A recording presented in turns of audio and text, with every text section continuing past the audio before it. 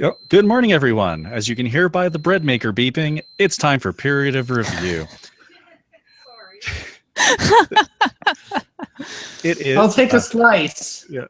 Local time, it's 8:45 a.m. Mountain. It's minus 35 with the wind chill out my door, so I am staying the heck indoors. Joining me today for this is second edition, if I hadn't mentioned it, I have Ross Brand, the new brand manager. Good morning, Ross. Morning. Glad to be here.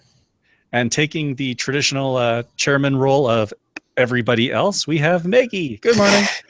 Good morning. Good morning. I will officially out myself as a member of the errata team, so I will be sitting in for Josh in that capacity. Oh, awesome. Okay. So we have a fairly short list here and a very quiet chat room. It's like people don't like to wake up early in the morning on a Saturday.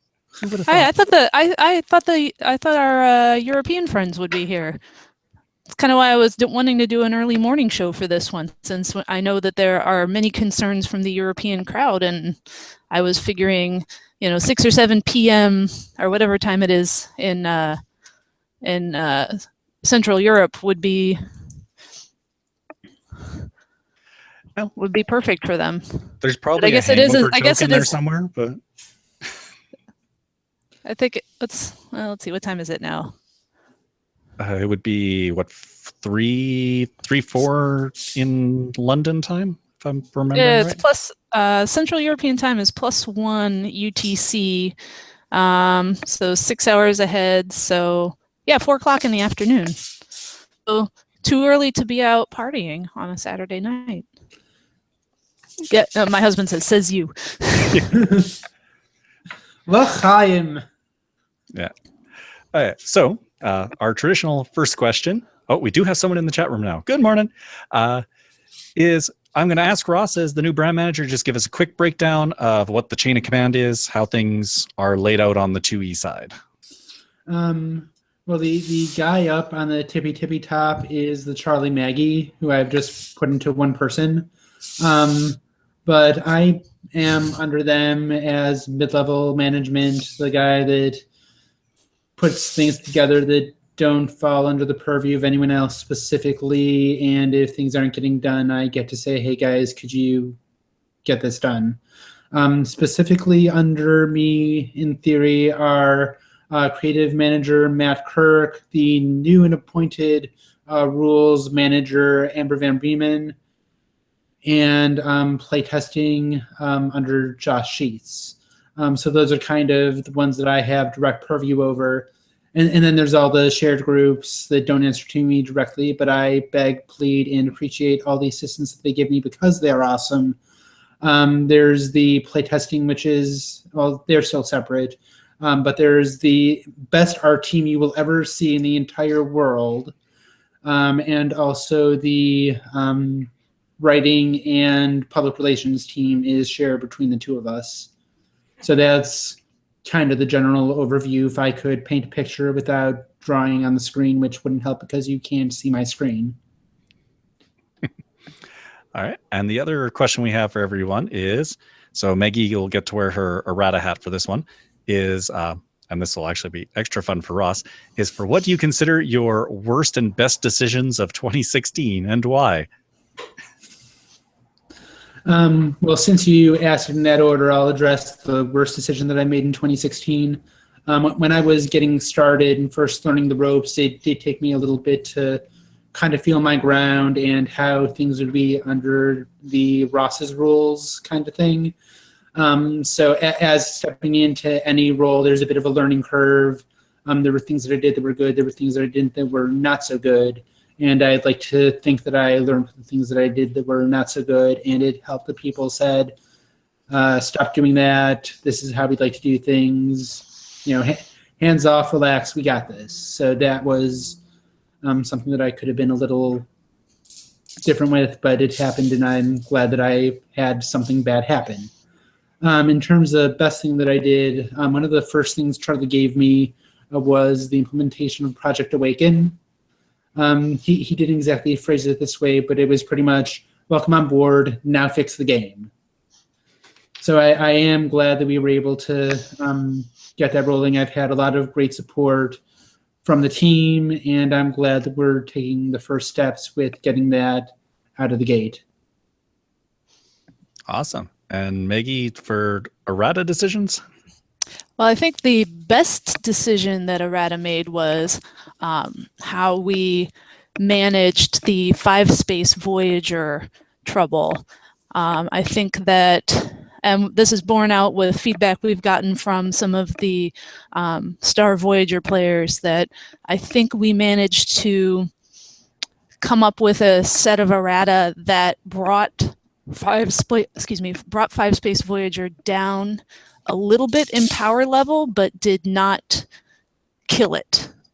So it's still a viable, playable strategy, but is not high above the curve. For worst decision, I don't know. This is my personal opinion. This is not speaking as errata. Is looking at Crippling Strike and not taking it out, but that's just my personal opinion. That is not the opinion of the errata team. But I don't think that, I think that now that the novelty of Crippling Strike and the New Dominion has sort of worn away, it's not as big of a problem as I thought it was back early in 2015. All right. So now we got our list of 2E questions here. It's actually not a terribly long one, but there's some nice broad things we can chat about. First one was for design, and it was, what was your thoughts on game inflation? Will the time come when all affiliations will have access to all skills, all abilities, and thus losing their distinction? Well, I think barring treachery or barring telepathy, skills are pretty well spread out. I do like that with phase 2, there's more of an idea of how each affiliation does something. So next time there's a set that works with something that everyone does, we'll have a different way of doing that. So TNG can do that. They just can't do it the same way that the Romulans do it. So there is a bit more of a flavor. And like look with commodities, there are certain factions that the only way they can get those is through non-aligned. So there is a little more sense of who do we give to what, and we're not really giving everything to everyone. I really think that helped really get the flavor of the factions pretty well laid out. So to get back to it, I imagine that once the theme comes out, everyone will, from the same general overview, be able to do that, but they just won't be able to do that in the same vein. Well, and that's up to Ross and the designers to really keep in mind, and then people who are playtesting and so on and so forth. Everybody needs to keep in mind that idea that we need cultural enforcement for the game, that general cards like These Are the Voyages paired with Julian Bashir, the AU Julian Bashir, are bad for the game. That they're, that they lead to too much generic feel per affiliation. So it's an onus on design and the rest of the people involved in creating a new affiliation to keep that cultural enforcement in place. All right. Oh, we have a note from the chat room. Maggie, you have a supporter on Crippling Strike. Somebody commenting, it's just a bad card. The other half of the question they had was asking if the game in high-ranked play, is it leaning towards simple decks rather than complex ones?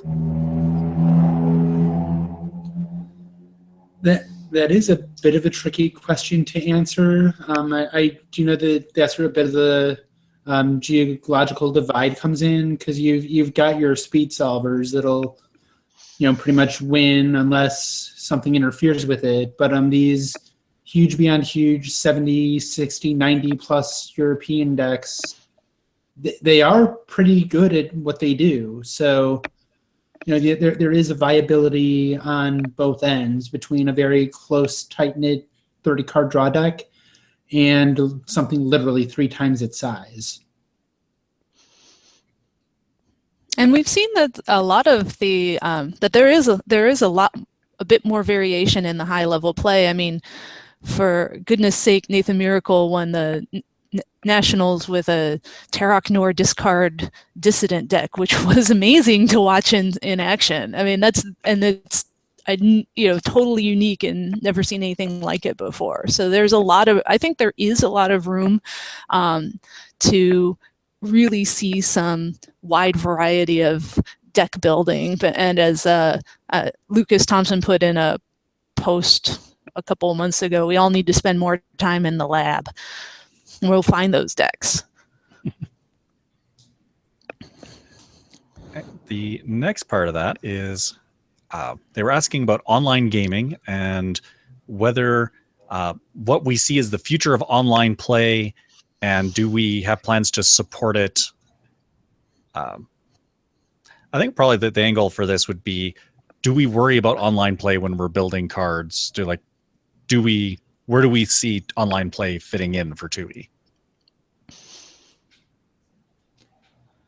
Well, there are a pretty good amount of online games going on, and I'd say each month there's at least 1 or 2 going on just in second edition alone, probably the same amount for first edition. Snaps to the people who are running those. I know Jay does, I know Matt Zeno does, OK Coyote, Daniel Meddings does, probably a bunch of other people that I'm just absolutely blanking on right now, but they do have a pretty healthy group. Plus, there are a good group of people who are willing to play in online games.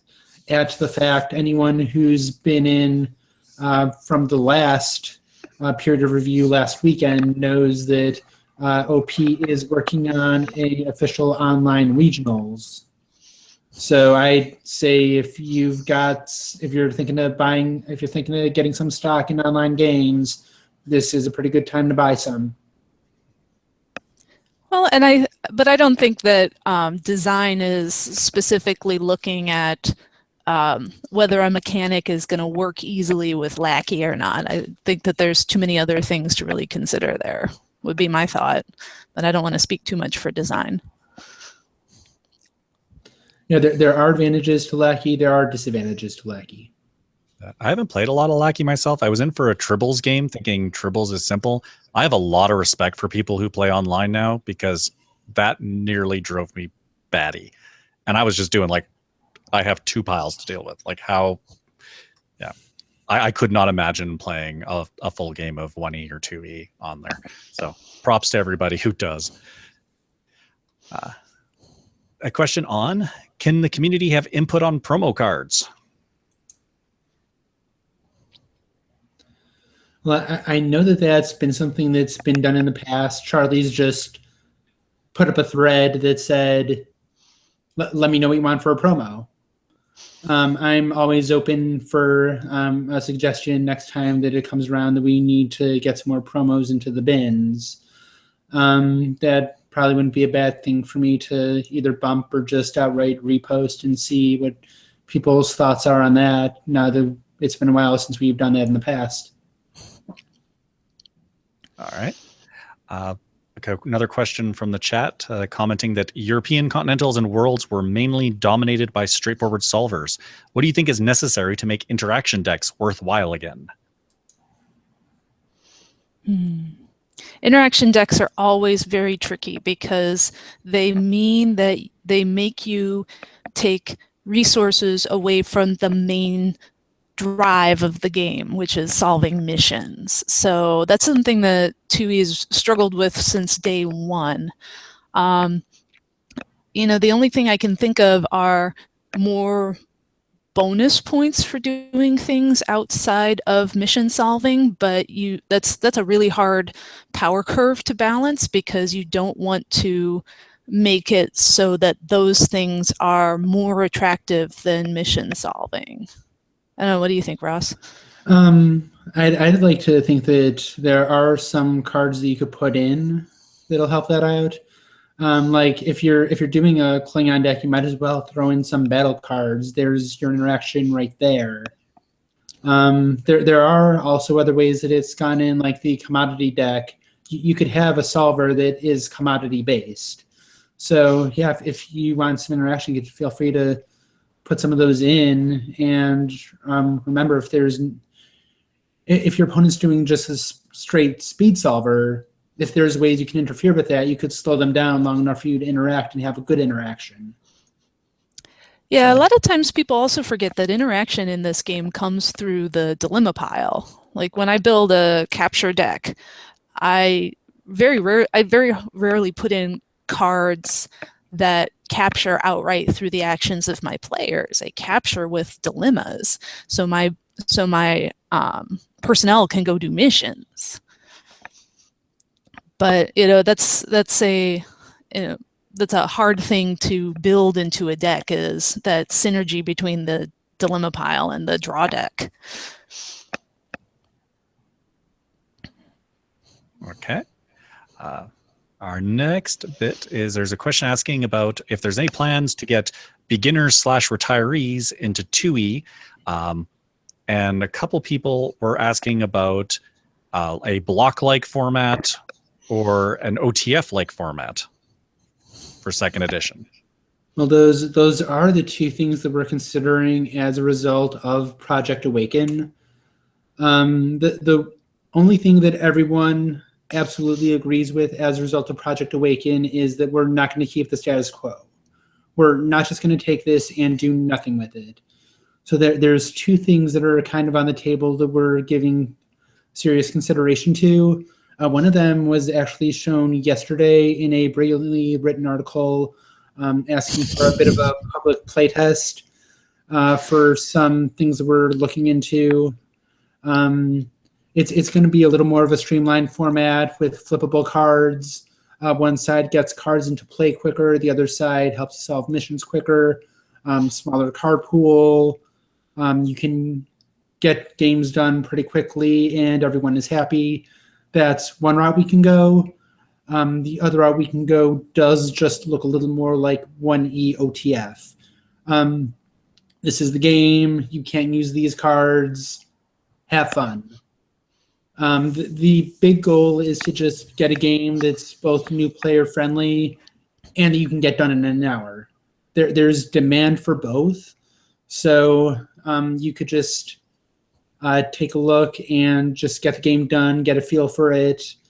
And then the thing with the objectives format is if it's a small, limited, inclusive card pool of 1,000 or so cards, you could take out that objective and still have a good working deck. So that's the reason why we put up the request for feedback. And dear Lord, do we need requests for feedback? Everyone always says, please help us guide the direction of the game. This is it. We are at the early stages. A couple of guys have been working on this for a couple months. This is before anyone would see it. If this were an actual product, this would be months before anyone in playtesting would see it. Like, this is even before Charlie would see it or someone would see it to say, this costing is wrong, we need to do this. These are early direction prototypes. There's a survey. Let us know what you think. Are they great? I want to hear from you. Are they crap? I want to hear from you. Just let me know. This is going to drive where we go from here. And then on the other side of things, if we do wind up going 1E OTF, it's going to be kind of the complete opposite of what you've seen from 1E. They haven't yet released a set that's had a card be on the ban list. I imagine that's going to be different with our version. You'll have powerful cards that do wacky things. They just won't be legal in this format. So you'll have the 54 card set come out, but the messy cards that take a while and slow down play won't be legal. So it's not release these cards where we have to worry about eroding them or banning them. It's release these cards, and then we just won't have these legal in this specific pool because they eat up way too much time and are too complex. Interesting. Related to that was asking if there was going to be more open errata, which I'm presuming means here's an errata we're thinking of, send it out for feedback? That's what the watch list is for. So unless they want to see the, when we errated our Homeward Bound? the Homeward Bound, thank you. All I could think of was Long Journey Home. We had something like 5 different possible ways to errata Homeward Bound, and we sent all of them to playtesting, which was actually pretty unusual. Usually we just have the errata team gets together, we come up with one possible version for the errata, we send it off to playtesting. With Homeward Bound, we had 4 or 5 different possible versions of Homeward Bound, and we sent them all to playtesting and said, hey guys, what do you think? And actually the funny thing is they came back with, well, we really think you should combine 2 of these, and that would give us the best results for Homeward Bound. And that's actually what we ended up with. So, right now we have so if people want to see publicly what our possible errata are, I mean, most of the time what we think what we're putting up on the watch list is where we're thinking of going with the errata. So I don't know what they want by that. I mean, if they want to see, if this person wants to see a public version of the playtest version of the errata before it comes out, or I'm not sure what they mean by that. The other big issue with that is, as we saw with Follow That Card, the public is great at giving feedback. They're just not all that great at actually testing. So I don't know anyone that doesn't appreciate feedback, but if you're not going to build a deck and put this in, the feedback is somewhat less valued, because we do need to see how this fits in a deck, how it compares to other cards, and things of that nature. All right. Next question I have here is phase 2 done? And if so, what's coming after it? I'm just going to keep a little tick mark in my phone or something for every time anyone asks if phase 2 is done, because phase 2 is never going to be done. Phase 2 is just giving each faction a certain flavor. Cardassians do this, Maquis do this, Starfleet does this. That isn't going away. What we are kind of moving away from, well, not what we are kind of, what we are moving away from is the focusing on 2 different factions for an expansion model. And you saw that with Hard Time. You will see it with the next set, that we're not focusing on just these 2 factions. They're a little bit for everyone, but you're a Cardassian, you play for free. That happens when you capture someone. You're a Ferengi that you play for free. That happens when you do a commodity. So that affiliation flavor is still going to be there. That is phase 2. That was establishing it. Now we're just moving forward into something else. Not moving forward into something else, but the way expansions will look different. Yeah, I mean, we don't have, there weren't that many affiliations that didn't get a phase 2 look. I think, let's see, Klingons, Ferengi, original series, was that it? Right. Because they have fairly strong, they had a fairly strong affiliation flavor. I don't think that we needed to establish anything. Personally would have loved to see Ferengi get a set, but they have gotten some commodity stuff here and there, which is very interesting. Yeah, one of the things that I looked at was what legitimate complaints could someone have with the way phase 2 was progressed or ended. And there wasn't anyone that got nothing from phase 2. It wasn't exclusively these 2 affiliations and nothing else. See you next week. TOS, Klingons, and Ferengi did get stuff here and there in there. They just didn't get it all together packaged as a huge big thing.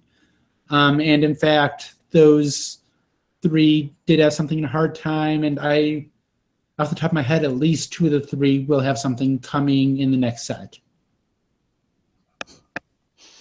All right. Related to that is a question that they had heard rumors about a design structure revamp. Is that true? It is true. I'm not sure how much of it I can get in, mainly because number one, that's not my department. Number two, the person whose department it is isn't here. But I will say that it's all about weeding out bad ideas, making cards that are just making cards that are better, just using a bit of competition to come up with a better overall product. So yes, those rumors are true. I imagine as we get a little closer to that being rolled out, we will be able to give you more information on that. But we are moving away from the traditional, this is how we've done things for 5 years, and we're going to keep on doing that because that's how we've done things for 5 years model. Look forward to hearing that. This one's a little bit more creative, but it was asked for 2E on whether we will see cards from Star Trek Discovery, or will we see cards for more use of the extended universe to help fill in details? To the first, absolutely not. I do not see that happening unless J.J. Abrams and the rest of Bad Robot has a collective heart attack or just has a memory lapse and completely doesn't care about the license. That is off the table. We cannot use that. And let's make sure that people understand why. Those are the newest things under the license, which are getting the attention right now of the general public. We do not want to draw the attention of Paramount to us. We don't want to see the cease and desist letter, guys. So we think that, you know, the series that have gone before and the movies that are all have been out for a decade now or more, they're not going to worry if we're taking images from there, because those are not currently making them any money. But the JJ Verse and the new Discovery show are going to make Paramount money, and that means that if we start using them, they're going to be actively looking for people who they perceive are taking money out of their pockets. Yeah, not to bring a little pink elephant into the room or anything, but I do know from speaking of the extended universe, there were 4 authors who were hired and paid to make novels based in the Kelvinverse, and they got the checks, they did the work, covers were designed, they were edited, they were ready to go, and then Bad Robot said, never mind. So with actual licensing, it doesn't always work, and we're several steps below that. But thankfully, the 2E brand manager is a huge fan of the novels. So from the creative side, I do encourage that if there is a space that can be filled, and there's someone from the novels that can fill that, I would strongly encourage that to be used. I'm a fan of them. Everyone knows that I'm a fan, but I'm not going to say, you know, Matt Kirk, you need to put this character in. You need to get this guy in. That's not my style at all. But Matt, if you're listening, it wouldn't kill you to do an Ambassador Titanium. Well, I still think that we should, we should fundraise for the CC. I don't know if this would be kosher with the whole, making money off of this thing, but have a fundraiser option of, hey, do you want to be a character from the extended universe? We can put your picture on a card for donations. Just a thought. I don't know. I might have just given Johnny a heart attack there. Sorry, Johnny. We should be able to get Rogue on a few cards. I've seen some of his cosplays. He does have pretty spectacular cosplay. That is true. Then we had a question in the chat room, and this slots in really nice here as a related. He was saying that I think one thing that's being overlooked in regards to acquiring new players is promotion. The best new format isn't going to do us any good if there isn't some broad promotion of the site and the fact that this game is still around. But on the other hand, we can't promote too much because we will bring down the the wraths of Paramount. So do we know how we thread that line?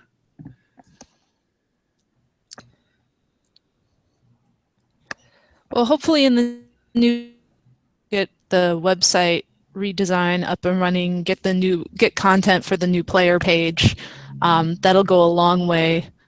Dan Madison, as I mentioned on the accountability period of review, really wants to ramp up our YouTube presence as soon as he can get his computer upgraded.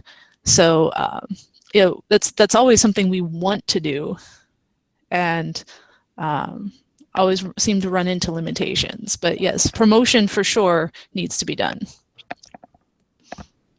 Right. I do agree with the poster that new format to bring in new players won't help unless we have new players to bring in. I do like how the game is out of places where people play games, like Gen Con, like the coffee shop. I know that there's one player in our group that carries around the Jean-Luc Picard Genial Captain just to hand out to people whenever they pass by, see the game, have a conversation. Here's a card. There are a bunch of things that we can do. Charlie has said that recruitment isn't a one person, one department kind of thing. That's something that I co-sign. It's going to be designed, putting out good products. It's going to be creative, making sure there's good stories. It's art, making sure that the cards look awesome. It's going to be tournament directors, getting the word out. It's going to be people playing outside of mom's basement. There's just a lot of things going on that we can't really point specifically to someone and say, okay, you get 25 new players or you're fired. But that is something that we'll be looking towards. It will also help when we do have a new thing to promote, because that is a good jumping on point, especially if there's a more simplified card pool that will kind of negate the expert player advantage, so to speak. All right.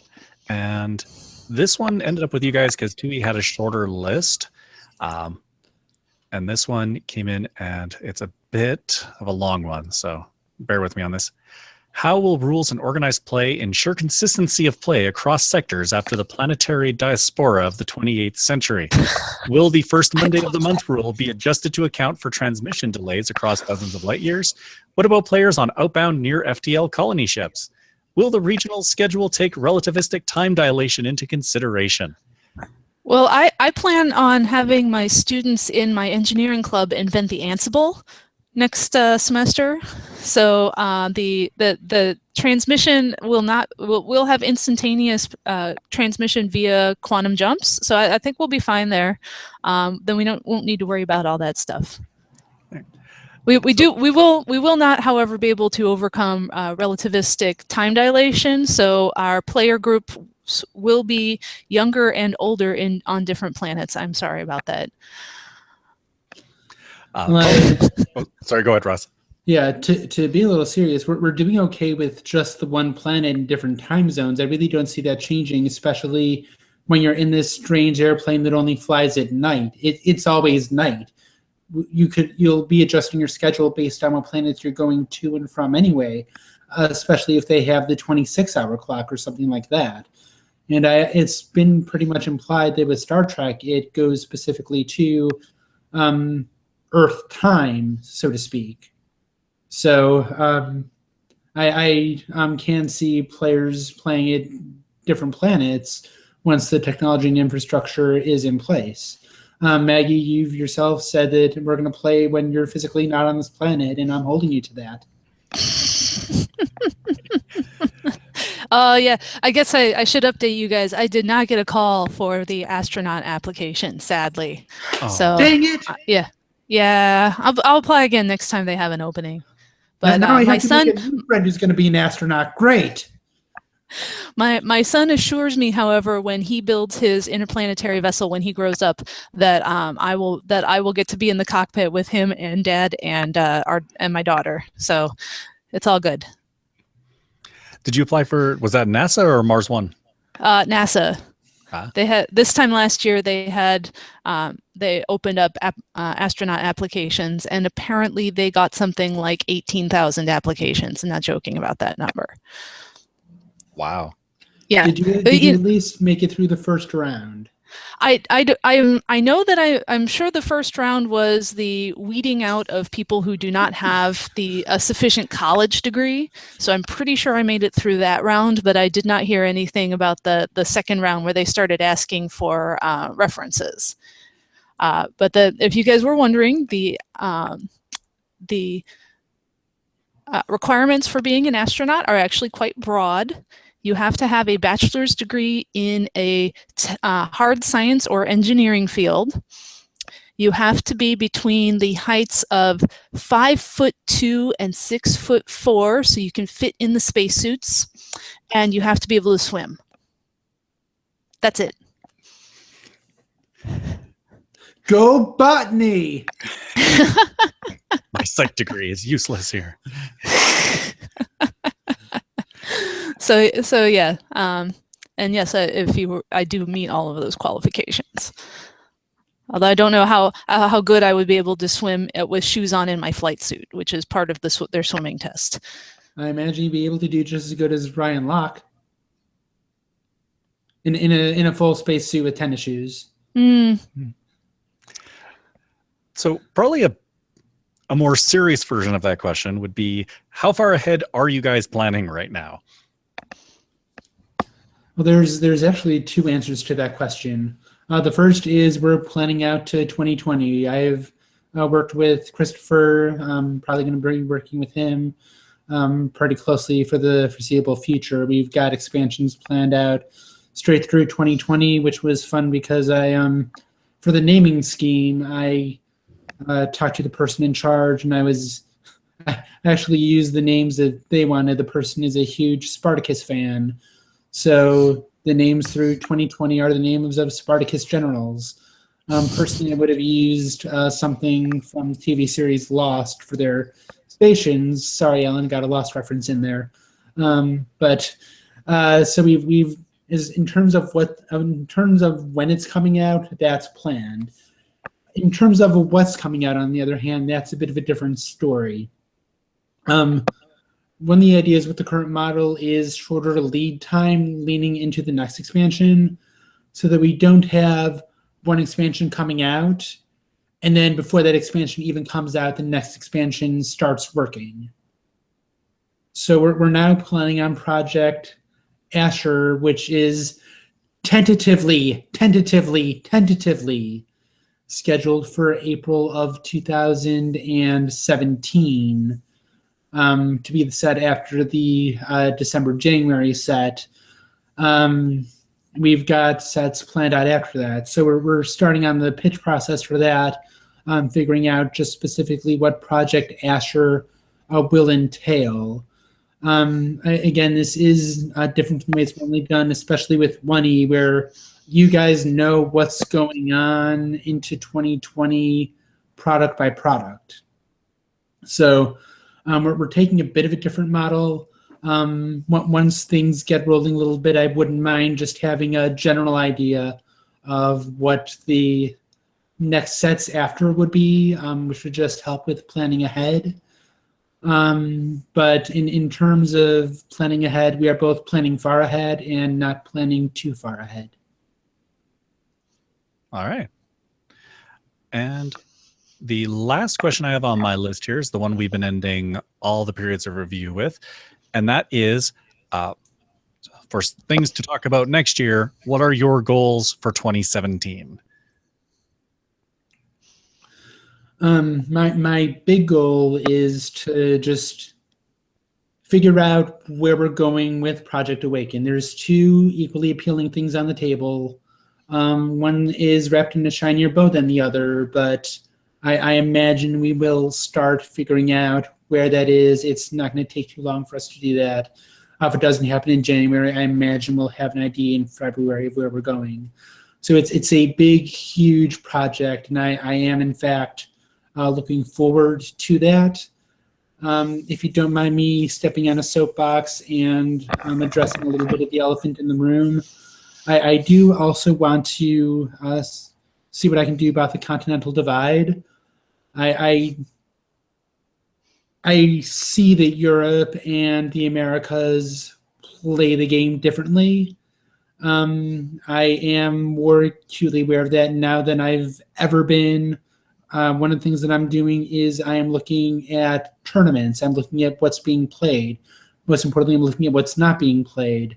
I'm seeing what's being adopted where, and I'm seeing, you can almost tell on the continent how well expansions are doing, which is the ultimate test of how well we're doing, how well do you like the expansions. If you're willing to put it in your deck, that's pretty good indication that you like it.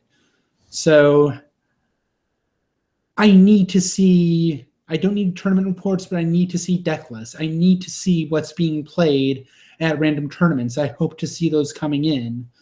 Also, there have been some issues with there not being a lot of Europeans in the back end. Well, you just saw that there's someone leaving rules and there's someone coming in. So you could, if you want to get more involved, rules is a good place to start. Amber and Tyler aren't here, but Amber, if you start getting flooded by PMs asking to be on rules, I am sorry, but if you're interested in doing that, you know who to reach. If you want to get more involved, there are chances to help. Once we get more towards Asher, I imagine I'll be doing another round for testing. But yeah, if you want to get involved, there's no shortage of opportunities to get involved, and that's what I'm looking to going towards for 2017. Sounds good. And unfortunately, Maggie's computer crashed again. She's kind of having a rough morning on that front.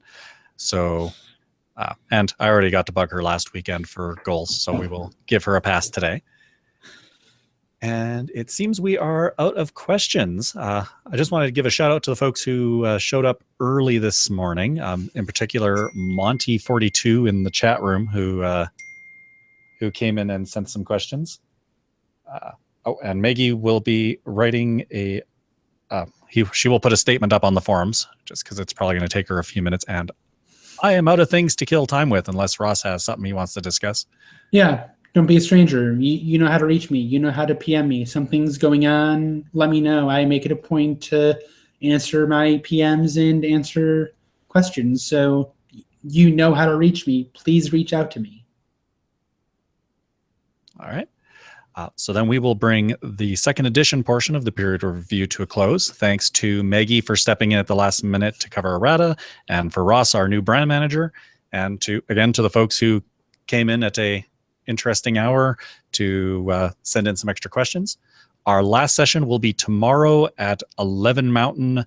That's 10 Pacific and 1 p.m. Eastern, if I'm recalling. And that is our open mic session. It will be some amount of people and some amount of questions. We're kind of leaving it open on purpose so that anybody who has something they want to talk, they can show up, and we're just going to roll with what we get for 2 hours or until we run out of things to talk about. So until then, thank you all for watching and have yourselves a good Saturday.